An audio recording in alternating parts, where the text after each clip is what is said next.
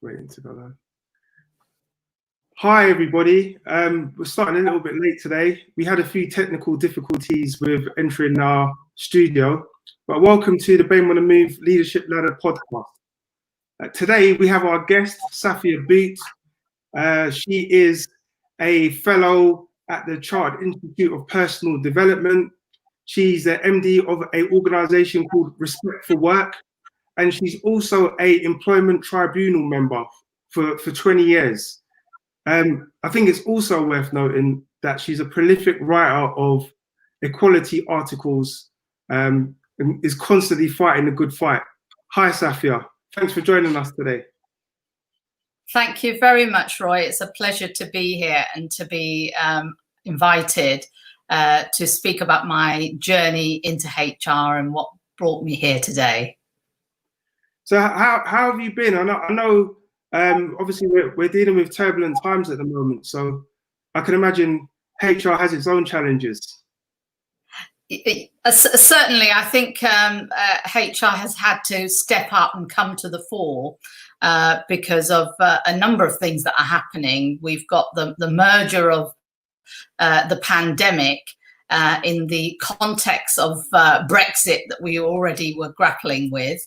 And then it's sort of come into a perfect storm with Black Lives Matter. So, you know, I think three issues merging together has created a perfect storm. And you could argue that 2020, in a sense, is a bit like saying 2020 vision. It's an opportunity to see things different. Yeah, no, definitely. Just like to say a quick hello to Carmen Morris from Kenroy Consulting. She's saying hello to us both. So hi, Carmen. Thanks for tuning in today. Before we launch into your background and your history, a bit about you, I have to comment on the decor behind you. It looks lovely. It looks like you've got some, in addition to your HR skills, maybe interior design is another string to your bow. Possibly, but it's my gardening that gives me more of the pleasure at the moment because of not being able to barely go out. So the garden has been my salvation. All right, well, let's go with a gardening analogy. It'd be good to hear a bit about you. Tell me about Safia. Tell me about your grassroots and your journey into your current position. Well, probably that word is quite apt then for gardening, isn't it? Grassroots. You know, where exactly. Are our roots? And certainly my aspiration, because I was born in Pakistan, in Lahore, and came to the UK age 6. And one of my dreams was to have a garden. Didn't have that back there. And so I've achieved that particular dream. There were some 4 questions that you put to me in terms of themes. One was about, you know, what are the challenges that I faced in becoming a successful ethnic minority in a very white profession, HR. The different roles that I have, because I have very much a portfolio style of working, and how have I navigated that career, and where am I going from here? So I hope that we'll cover those things as we have our discussion. But where is here? I think when we're looking at anybody's journey, it's very much about, you know, let's start with saying where I am and then move to how did I get here? And I hope through that we can share some lessons that may be of use to others. So if we were to turn back the clock a little bit and just give some consideration to your early years. So let's say you've recently finished university or what have you, you're getting into your HR career. How were things at the beginning? What was your experience like? Well, my earliest sort of experience of coming to the UK was finding that I had the power of invisibility. And I know that sounds a bit weird, but I can remember as a 6-year-old being in a class of all white children with a white teacher, and she was handing out some sweets, and she gave one to everybody except me. And Wow. so I thought, I was looking around thinking, where's my sweet? And when I politely put my hand up to ask for it, she replied dismissively, she didn't see me. Wow. I'm the only person in the class, and she said she didn't see me, and she was annoyed with it. So So she threw it at me. I caught it, but she threw it. And that was the day I discovered I had the power of invisibility, and that sort of followed me throughout my career. It's interesting that you flip it and you call it the power of invisibility, because just thinking from my perspective, I'm sitting in the classroom, I'm a young person, sweets, that's all you care about when you're a child. And you're getting over because of your color. So these are your early experiences of you being marginalized because your color is not the same as somebody else's. But now, as you describe it, you call it the power of invisibility. Why do you use that? I like that term. I use it because over time I have actually learned to embrace my difference, not see it that I need to fit in, that it's okay actually not to fit in, but to stand out. Yes, yes. And turn it around to actually being an asset. So I've always felt, since I came into HR, as an outsider, like a space invader, I describe it as. And therefore, I'm going into spaces where I'm unusual, and you get the usual othering sort of questions. Where are you from? Why are you here? Is that a real degree? All of those sorts of questions that don't give you that sense of belonging. Yeah. So for me, it's really important to get the best out of people. You need to be aware of how you create a sense of belonging. And I didn't always get that. That's a good point. No, that's a good point, because I could just imagine throughout your career, as you start off, you try to fit in. So if we were to look at Safia Boot's work badges, your ID badges over the years, I imagine as times have progressed and you've got more comfortable in yourself, you've been able to step away or better handle the pressure of trying to fit in. So you've changed your appearance more to be your authentic self rather than trying to fit in. Yes. I mean, I have. I mean, I've gone through so much change, not just in terms of my appearance and dress style, but also even my name.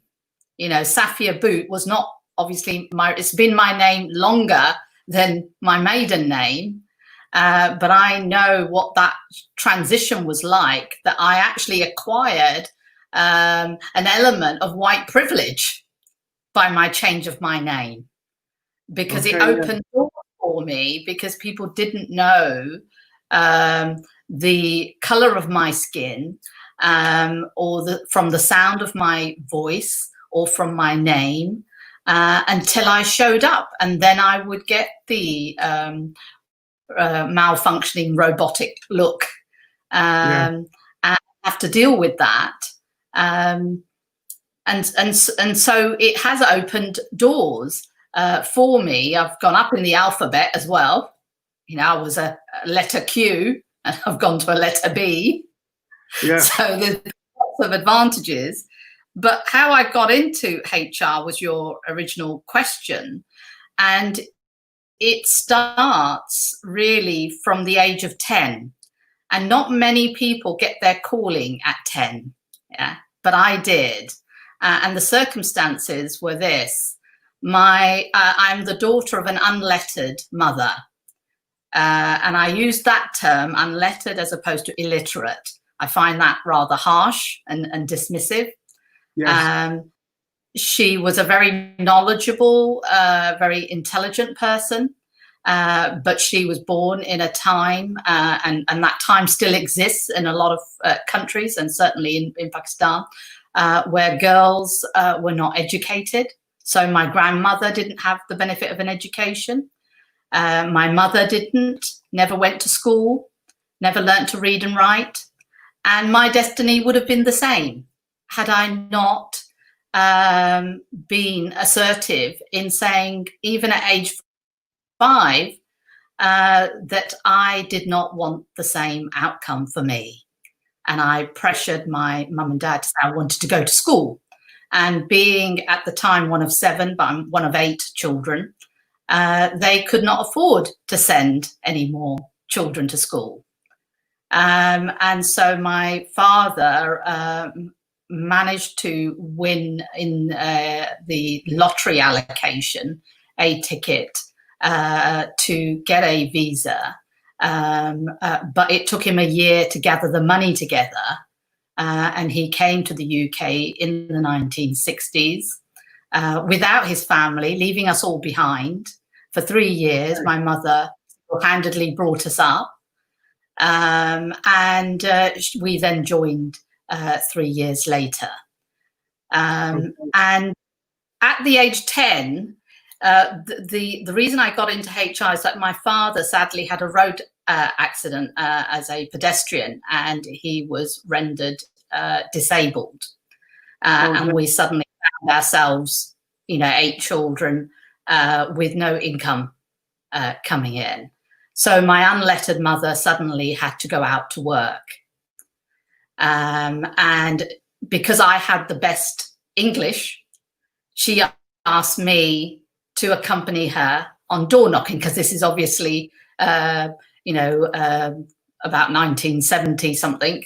And there was, the Race Relations Act hadn't fully come into being. We had the 1965 and the 67 Act, but we hadn't got the 1975 Act yet. And we were knocking on doors because signs were saying sewing machinists wanted. So my origins for HR come out of the garment industry and the fast fashion, because we kept getting turned away.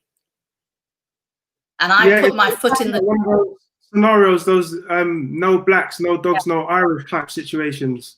Not welcome. We had the sign that says urgent sewing machinists wanted, and my mother was a brilliant sewing machinist. But they wouldn't, when I asked them why couldn't she apply, they said, oh, she'll have to one of them relented and said, oh, she'll have to fill in an application form. And I said, no problem, I'll fill it in. I'm 10, I can read and write. And she knows how to sign her name because Dad's taught her how to do that. And the lady needed a reason to turn us away again, because everyone else had turned us away on appearance. And when I stuck my foot in the door and I said, no, I need to know why you won't let her fill in the application form, she said, because personnel said so. That was the first time at about 10 that I heard of that profession. Okay. And I walked away thinking, that whoever these people are, because I didn't know what personnel was, whoever they are, they can make a difference to people's lives. And it was 9 years later when I went knocking on doors, I was age 19, and I came to be knocking on doors because I had completed a medical secretary's diploma in order to get into the NHS, couldn't, and I'd been knocking on loads of doors and being turned away. And I had done that in order to escape a forced marriage. And having got to those doors, nobody was letting me into the NHS. And then I walked all the way from Forest Gate to Tottenham Court Road. And one white lady in a recruitment agency was the last door I knocked on, having walked there. She gave me some tests, sat me down, and she looked through her index box and she said, pulled out a card And she said, I've got just the job for you. I said, what is it? She said, it's in personnel. And I said, I know what that is. They make a difference to people's working lives. Wow. So it all came full circle, almost over a decade. Yes, it all came together.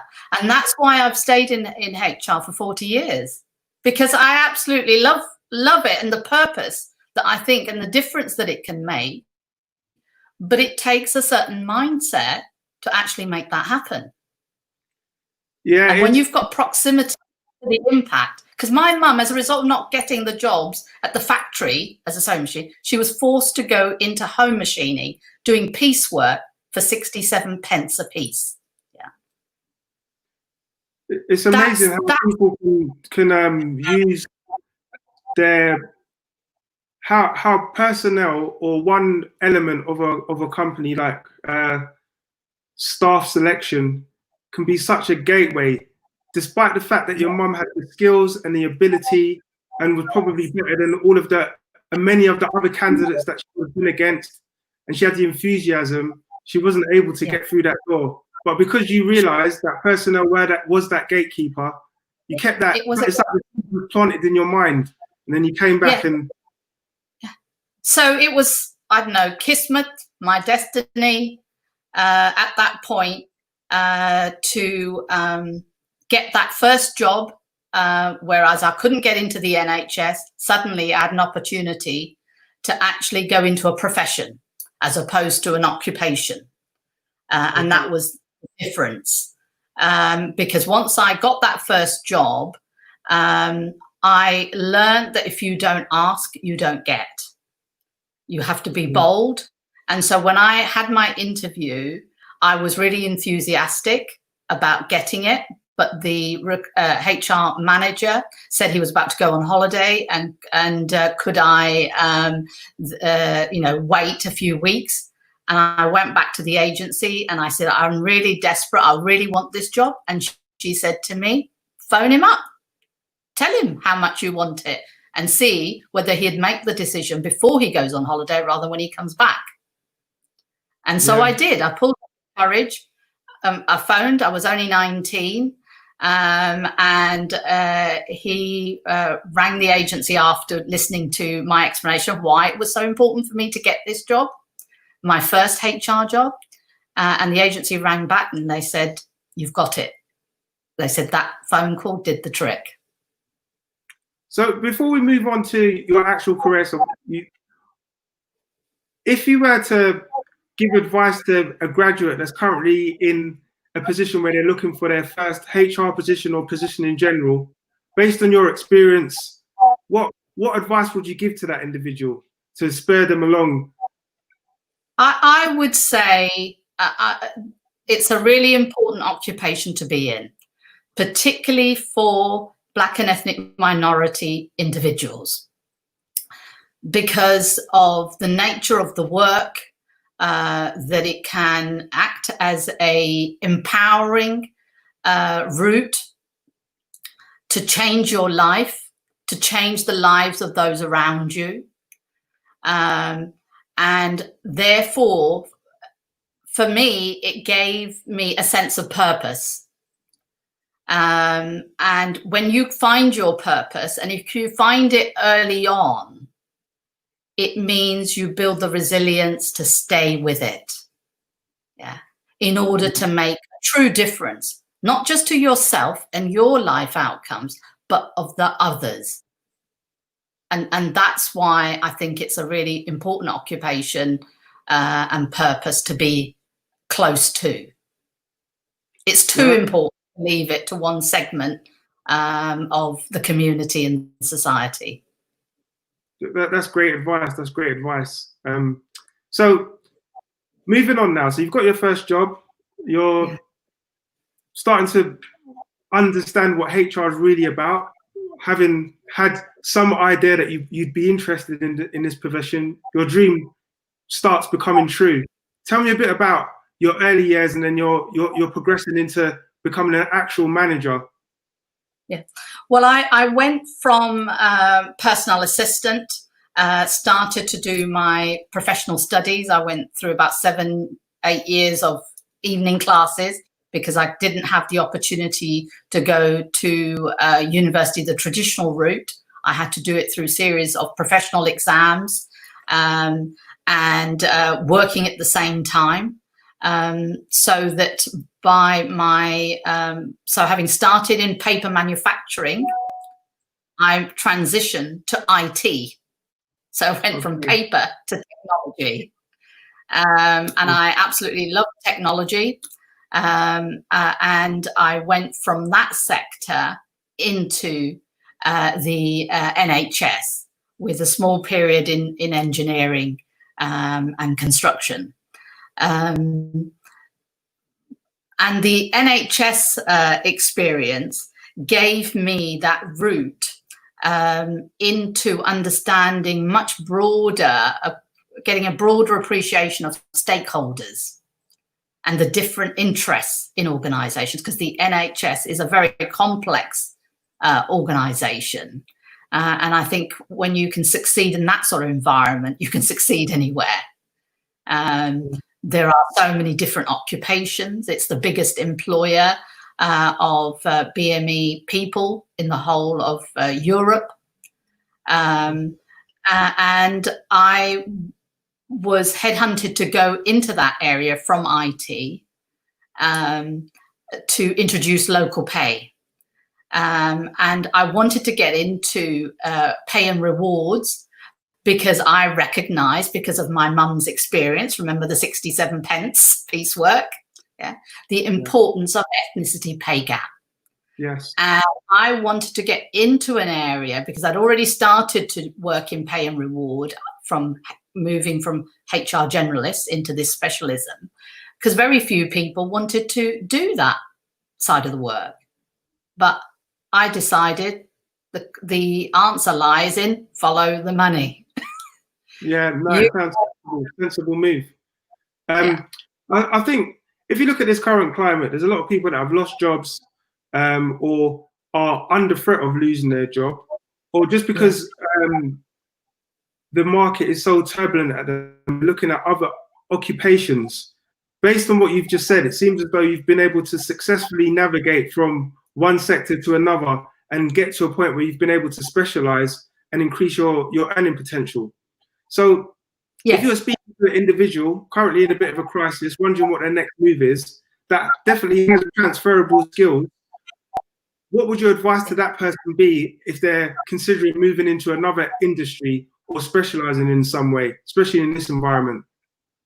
I think there is an element of sort of elitist thinking where we discriminate against people by believing that if they have not worked in a particular sector, that they won't transfer across. So you've got to be able to demonstrate you've got transferable skills that are irrelevant to what sector you're working in. And from a HR perspective, it's an occupation that isn't sector specific. It can go across any sector because people work everywhere, in every sector. And understanding how to attract and retain and motivate them is a universal objective of all sectors. So why should it be sector specific? I think it's an unnecessary straitjacket when people thought like that. It's in the same way I transitioned from private sector into the public sector and then into the charity sector as well. Yes. And each time I was faced with this prejudice, oh, well, you've not worked in the public sector. And I'm saying, well, what's so special about that? You know, yes, you've got some different acronyms and you might have some different histories, but actually the transferable skills are the ability to build the relationships, the ability to navigate complexity, manage change. You know, those are transferable skills. So think about how you can include people rather than exclude people. That should be the way we think in recruitment. How do we actually get to yes rather than no? Yeah, that's definitely the ideal mind state. That's definitely the ideal mind state. Just in my experience, when you're in a position, and I'm a contractor, so I move around quite a bit, working in the public and private sector. Often you can find yourself in a situation where you have a bit of imposter syndrome because you might have a fairly senior position and you're the only person of a certain color in a establishment. So people might expect you to prove yourself. And also you can find yourself being subjected to microaggressions and very subtle racial behavior. Yeah. I see that. Looking for your experience, I know you've done a lot in employment court cases, and you've given advice on how to overcome these racial challenges. What types of skills and techniques would you give to an individual that is very competent, does very well in their work, but is in certain instances subjected to microaggressions or subtle racial behaviors? Yeah, it's a difficult one, and it is a question of an act of privilege if you don't have to experience that, to know that actually the huge pressure when you are, and I started this hashtag back in 2018 that I started to use to express that feeling of being the space invader, which is hashtag first, only, and last. And those three words were what epitomized what it's like to be the first Black person to be appointed in your team or your organization. At one time, I was the only brown person, or Black person, if you want to use a broader term, in the whole of Europe for one particular organization. And you feel a sense of pressure that you're representing your whole race or people of the darker shade in that sort of environment. It's a big burden. Yeah, it's a lot of pressure.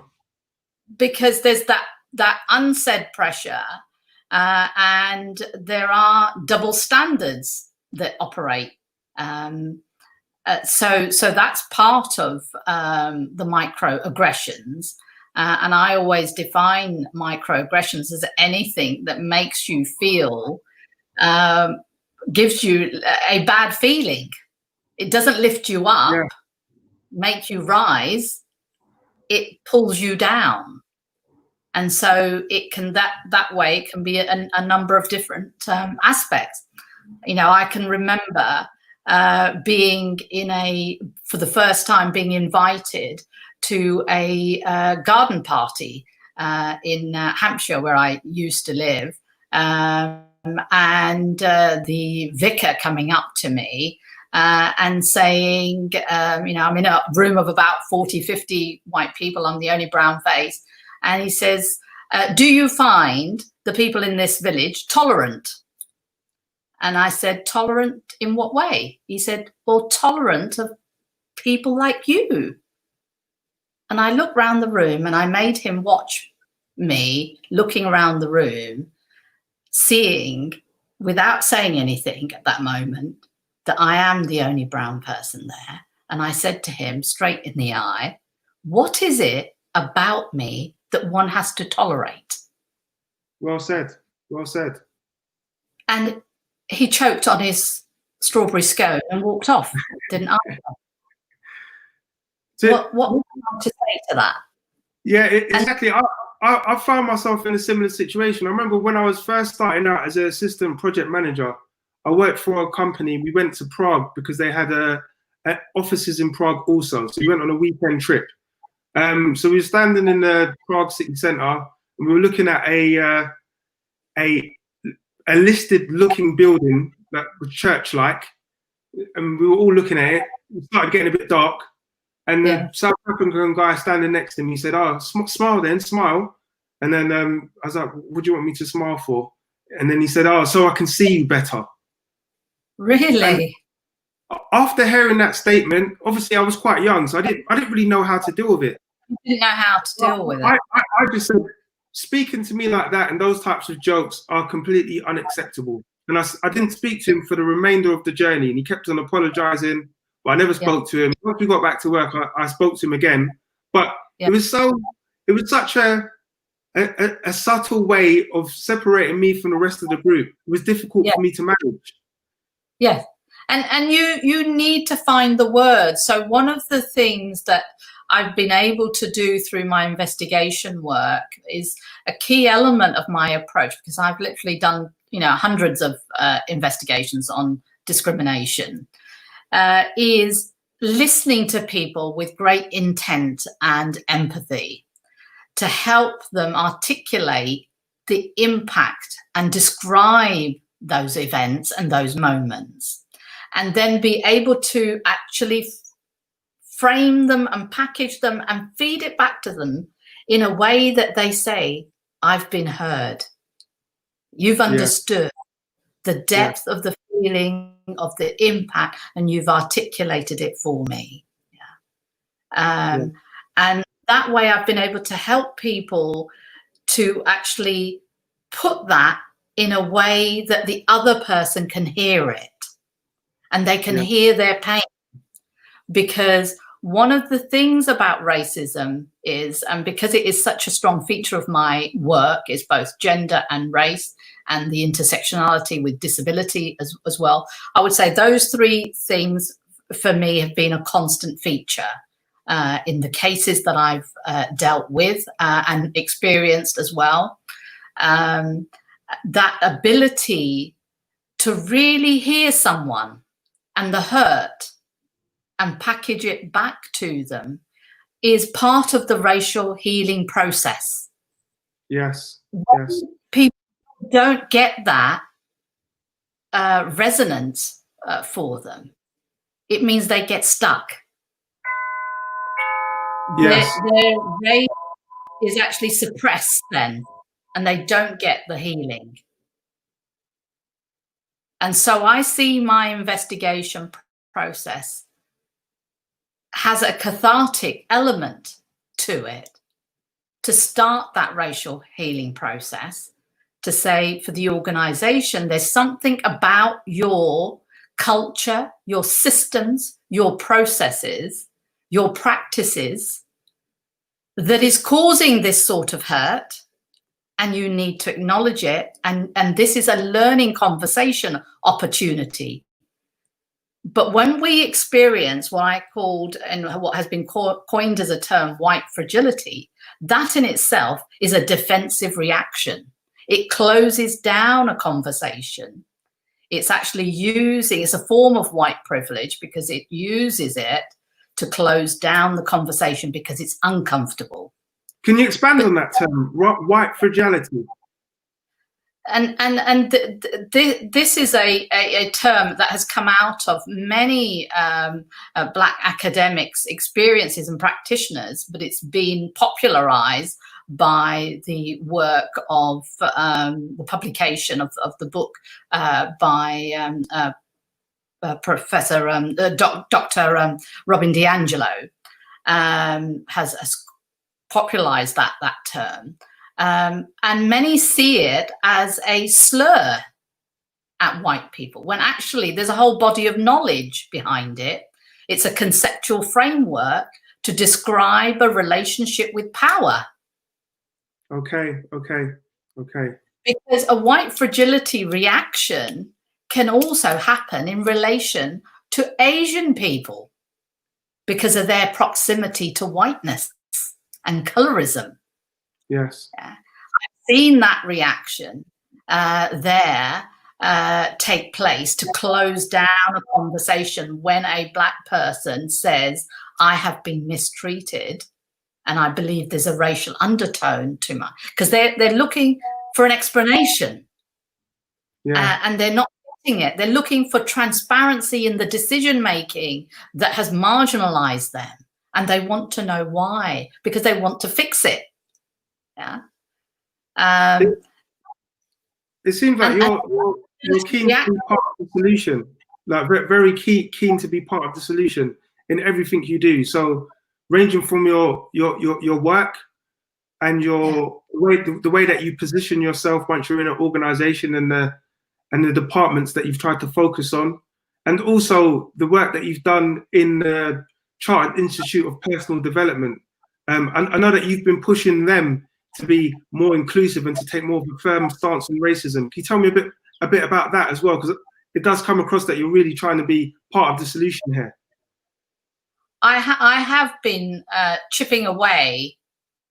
Sometimes I feel like a lonely voice because I've been a member of the CIPD for 40 years.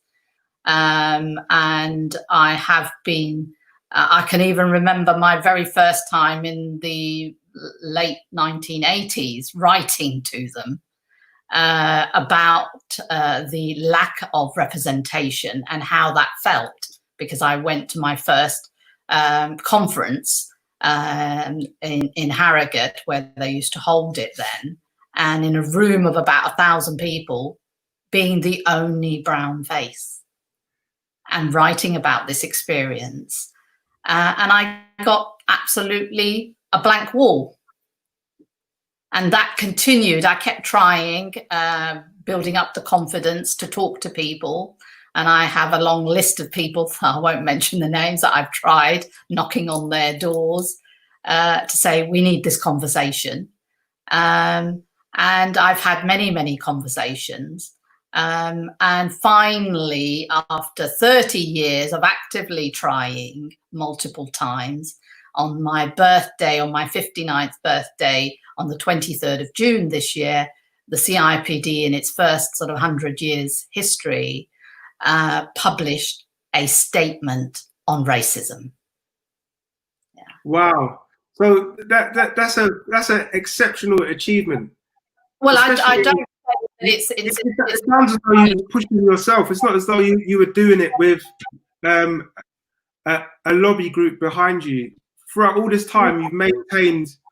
I'm not taking claim for that. I'm not taking claim for that. All I'm saying is that behind the scenes, I was constantly with my HR people and with the CIPD constantly raising the issue. Then Yes. Black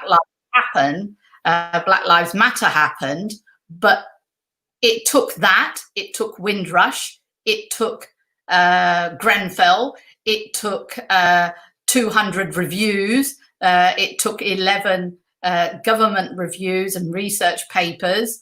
Very few of the recommendations have been implemented.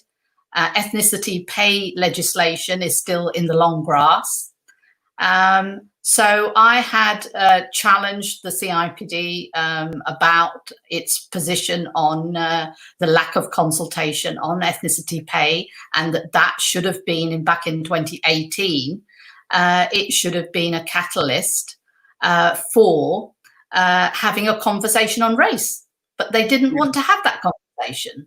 They had a few sessions on it, but not at the grassroots level, and not in a wide campaign way, with no positional statement about the journey that they needed to go on. There was no strategy there. Yes. So I'm glad that something is happening now. It's still early days, but it's a good start. And it's important that they build, and the HR community build the resilience, because the hard work is yet to begin.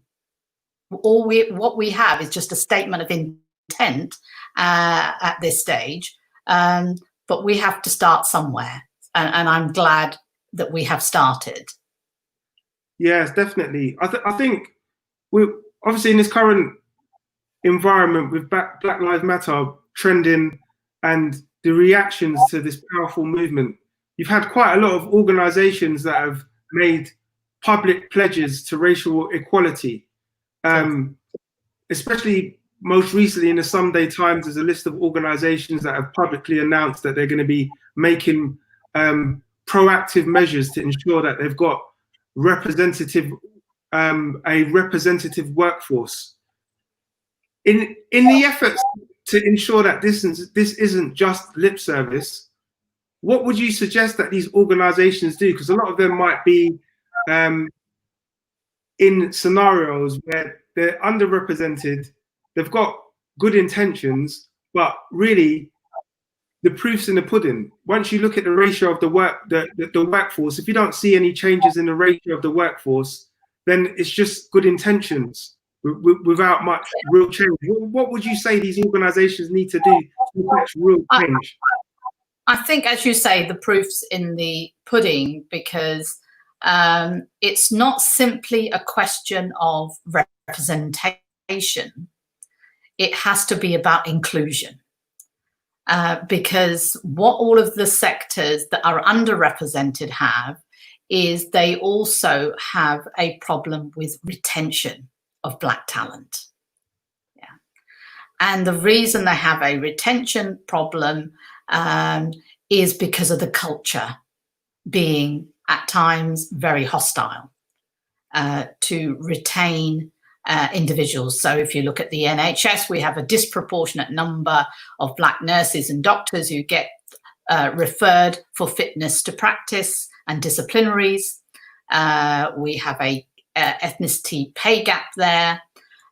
We have, across a number of sectors, a disproportionate number of BME people who are in precarious contracts, even in education, in terms of lectures, in terms of individuals in key worker roles who then can't get access to further education and training because of affordability and the nature of the shifts, because Black people are disproportionately represented in doing night shifts and unsocial hours working.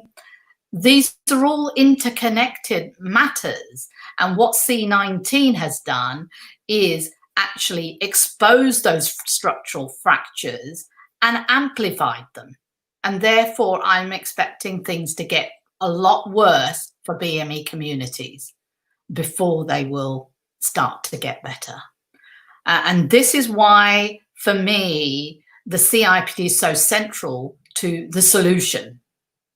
As a profession that affects all other professions because of its gatekeeping and facilitation role that it could play if it were to step up to do that. But it cannot do that unless it gets its own house in order. Yeah. It needs to stop pointing, the problem is over there. Yeah. And it needs to shine the light on itself. It needs to be the change it wants to see over there by saying, why is it we're 88%, whatever, white? Yeah. And why is it that we don't retain the Black HR people or get them rising up so they're closer proximity to the policy making decisions? Because when you have proximity to the lived experience, you have empathy. When you have empathy and you have access to policy, yeah, and enactment of that policy, you can really bring that circle to a completion. Yeah. Otherwise, it's fragmented. Yes. That's what really we haven't got, with the lack of BME in positions, in professions that actually can shape policy and the enactment of that policy in a way that is humanistic, yeah? You know, that values human dignity and the right to actually be able to play your part in society and to make a contribution. Because ultimately, that's what all of us want, is our chance to make a difference and to play our part. Yeah. But when we're prevented from doing that, it devalues our human worth. Yeah, that's very, very poignant. I think your point about being in a position to influence change is really important. And I know that you're currently a chair of an adoption charity. So we've spoken about your journey into HR, what you do with Respect at Work, and your experiences as a HR manager. But now speaking at the more senior level, so when you get to board meetings and when you're actually setting the agenda for entire departments, what has your experience of that been like? And what has your experience been like in terms of becoming the chair of an adoption charity? Please explain a bit about that and what you're currently doing. Well, I had to step up to the role. I won't go into the circumstances that led to it. They're quite sensitive, but I had very short notice and was voted in. And having done so, it's been an accelerated learning experience. I've learned an enormous amount about the role of trustees and good governance and the importance of asking difficult questions. And having difficult conversations, and because that's been a feature throughout my life, my personal and my professional. The fact that I said to you that, you know, one of my big difficult conversations was with my father when I was being forced into a marriage and being treated like a chattel. I refused, but I went on hunger strike was my first reaction. And it was, I had a week's notice that I had to get married by the end of the week. And I didn't know what to do. And so I just retreated. And then eventually a plan came into my head. And I snuck out of the house and signed up for my 2-year medical secretary's diploma. Came back to the house to have that difficult conversation. I didn't run away. That might have been what some people might have done, but I thought, no, I do love my family. I didn't want to leave them. I absolutely adored my mother, but I could see that she was acting the bystander. And I thought, no one's going to come and save me. I have to save myself. So I'm going to have that difficult conversation. And I went back and I confronted him. And I said, because I'd been threatened to have my legs broken and thrown out. I said, I'm ready now to have those legs broken if that's what you want to do. So I had to be bold. And so that's been a feature throughout my HR career of having to be bold and challenge blind spots, because that was a blind spot within my own family and within my culture in the way that women are to be treated. And I did not want the same outcome as my mother and my grandmother had. And so I think you have to find a way of saying, what is it you stand for in your life? Yeah. What are you going to stand by? And what are you going to close an eye to? Yeah. And if you're prepared, to put up with those things, what's the worst that you're prepared to put up with? Then that says something about your moral compass and your value. So before we can save others, we have to save ourselves. And that was my valuable lesson that I learned from that conversation, that I'm going to be in a stronger position. It's a bit like when you're on a plane and it's, when you think it's going to crash, I always say, put your own mask on first, before you can help somebody else. And that's what I've tried to do each time, is I've not walked away from difficult conversations. I've had them, and each time I've grown as a result, personally grown.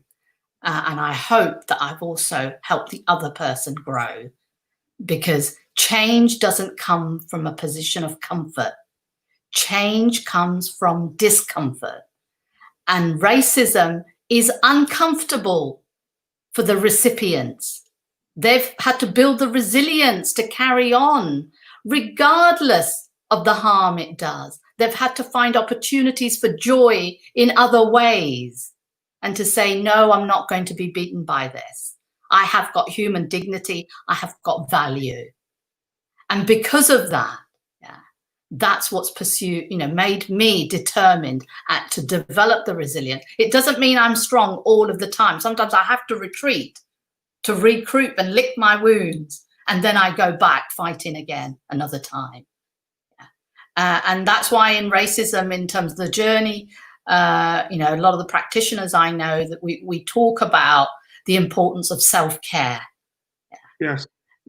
When we're sometimes in these microaggression situation, our white colleagues might think, oh, well, that black person didn't object to that, it must be all right then. But we can't always be the one to call it out. We sometimes need our allies actually to be the ones to notice and say, hold on, that's got a racial undertone and that's unacceptable. Just on that point about allies, because throughout this discussion, you said a lot about what you've had to do, and you've shown a lot about your integrity and your character. But there's a lot of power in forming alliances with people in order to overcome racial barriers, in order to achieve career progression. So just on the theme of overcoming racial barriers in the workplace and achieving career progression in the workplace, what advice would you give to someone who is personable, has abilities, but doesn't really know how to strategically form alliances with people? One, to protect themselves from racism, and two, to create situations where they can progress within the workplace.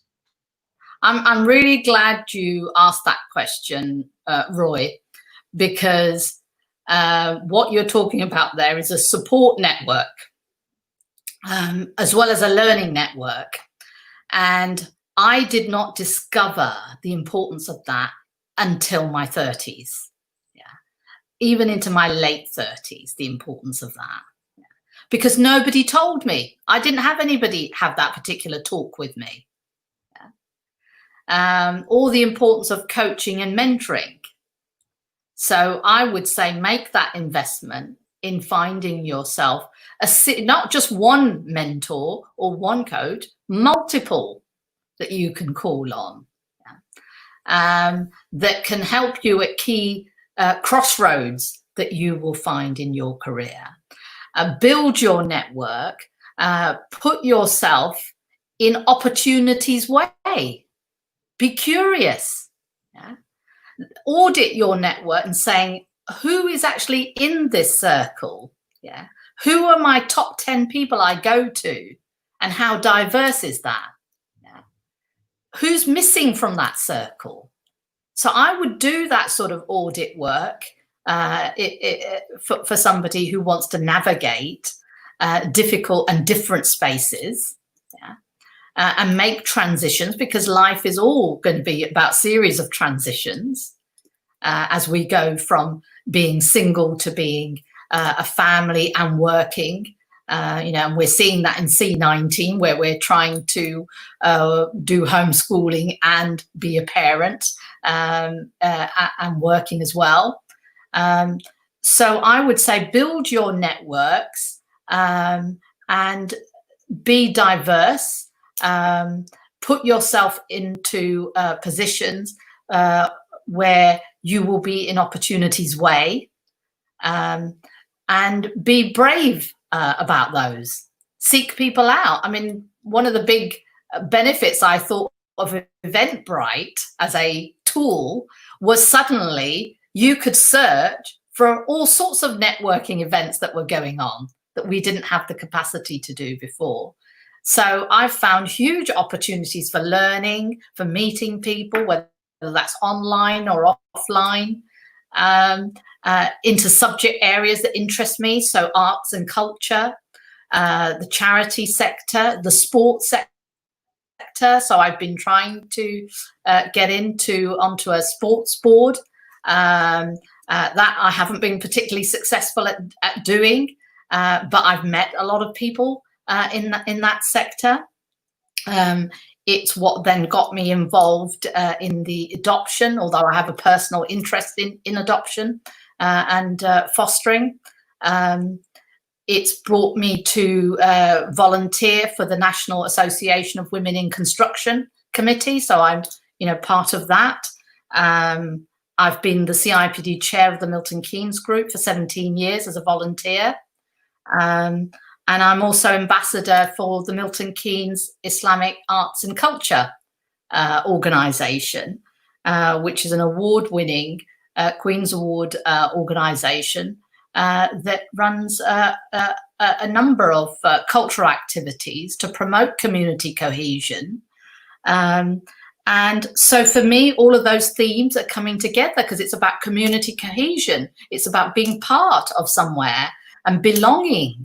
so that you can do your best work, and you can make a contribution. And so that's my mission, is to help collaboration and facilitate that. Because we're on the planet for such a short period that to leave half the community behind, whether that's women or BME communities, it's just such a waste of resource and waste of talent and human potential. Yeah, definitely. I think your point about collaboration is an interesting one. I'd like to know a bit. Well, obviously, the main collaborative movement in this space at the moment is Black Lives Matter. So, just as a general question, what are your views on Black Lives Matter? What do you think's going right? What do you think's going wrong? I think what's going right is we are getting more allies. We are getting more white allies, more light-skinned, on the spectrum of colour coming together, because I think the issue of colorism is part of a subset. Colorism is the daughter of racism. Yes. And I think it started a debate about why is it that some people have the views that they have? Where did they come from? So one aspect of it is about rooting it in the way that the education system works, and the demand I think we need to be getting stronger on is to decolonize the curriculum. Because when we become unmoored from our histories, we don't understand our present. And when we don't understand our present and what is shaping it, and that long arm reach of history from colonialism, slavery, bonded labor, apartheid system, all of those themes have a long arm reach into the present, because that's where the wealth came from.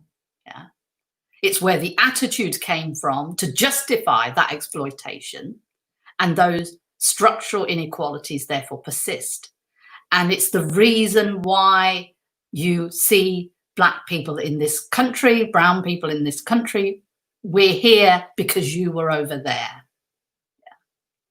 And when people understand that, and the part that this is a shared history, it's not Black history for a month, it's a shared history 365 days a year. We cannot package it as something separate, add on. It's integral to who we all are, and that our paths have been crisscrossed. My career path, for instance, isn't a linear. It's like a scribble on a white paper. And I'm never more reminded of my colour than when I'm actually pressed up against a white space. Yes. And you sound like you've been in that situation often, but you've managed to thrive. So often. I mean, I have probably thousands of stories of my own as well as other people's, because they have let me in to share that those intimate moments. And I have, a stream of individuals at the moment because of the context of C19, Black Lives Matter, and also the Brexit fallout because of the racism we saw from that. More people have been turning to their support networks, asking for help, and that's a good thing. But the level of trauma is actually underestimated. Safia, tell me just one of your stories. You say you have a stream of stories from your experience of being the only one. Share one of them with our audience, if I may ask. Well, I can remember one incident when I was the only brown person in the whole of Europe for this organisation. And they recruited a second female, a white female, and I went to lunch with her the first time. I noticed people were looking at us, came back from lunch, nobody said anything. and we'd arranged to do it again. So we went a second time. This time, I got called into the office to my boss. "What do you think you're doing?" I said, "What do you mean?" He said, "Why are you having lunch with that woman?" I said, "Well, she's quite new and I'm trying to be friendly, you know, and support her. And what's wrong?" And he said, "I wouldn't do that if I were you." And I knew from the threatening tone of his voice that he disapproved. It was almost like two women collaborating or building a support network, yeah, was suddenly a threat. And therefore, I never went to lunch with her again. I was isolated. And that's why the concept of when you're also black, the intersectionality of being black and female, brown and female, is also very important, that you have your support network outside of these white spaces that you can rely on for your own mental health, because there'd be times where constantly the messaging around gaslighting, that it's all in your head that you're experiencing this marginalization. And then when you look around, gaslighting, just for those that are not familiar with it. Well, it's a form of psychological manipulation, yeah, to tell you that you're in some way diminished in your mind and you're not seeing reality. But when people in positions of privilege are controlling what is knowledge, and if they do, they discount lived experience as knowledge. Yeah. So when we have government review after government review confirming what black people already know, yeah, it's not knowledge until they say it's knowledge. It's not data, it's not facts until they say so. Yeah, do you understand? Yeah, well explained, well explained. It's been really good getting insight from you, understanding about your journey, getting your perspective on things. Just looking forward now. All right, so at the moment you've got your Respect at Work organization, you've got your position as a chair of an adoption agency, you've got your voluntary chair position for the Chartered Institute of Personal Development. What's next for Safia with all of the hats that you're currently wearing? What would you like to achieve within the next 5 years? What's next is that I would like to help organizations think about how they start the conversations around race and the intersectionality with other elements of people's identity, and take it to some practical levels of actually making some concrete changes. We need to accelerate that pace of change. It's been glacial so far. You know, we're 60 years on from the race relations legislation, and yet the levels of discrimination are unchanged since the 1960s. They've just become more subtle, more covert. And that's the nature of racism, that it keeps evolving and changing, and why we've seen the colonization of the diversity and inclusion agenda itself to water down the change that is necessary and the conversations that are necessary. So we need to stop putting black people in the situation where they're talking about their trauma and switch the conversation to talking about whiteness and how that is exacted and how that is experienced. We need to switch that attention there to say that's that power relationship that needs to be explored. And then to be able to start saying all the practical ways in which that is replicated. That's why there's a difference between people saying I'm neutral on race to people saying I'm not a racist, to people saying actually you need to be anti-racist. Yes, yes. And that's the position we need, people. You have to be proactive because it's not unconscious. This is a conscious choice. And now is the time to make that as a choice that you're going to be anti-racist. Safia, I don't think we could end on a better statement. Let's be anti-racist. I really appreciate all of the insights you've shared today. It's been fantastic having this conversation with you, and you've got so much to share. I think we'll have to schedule in another one. Thank you very much. And very welcome.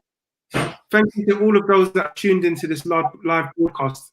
For anyone watching this on YouTube, I encourage you to subscribe. Thank you. Thank you, Roy. Thank you. And thank you for everybody who's listened and taken the time. Thank you. Bye-bye.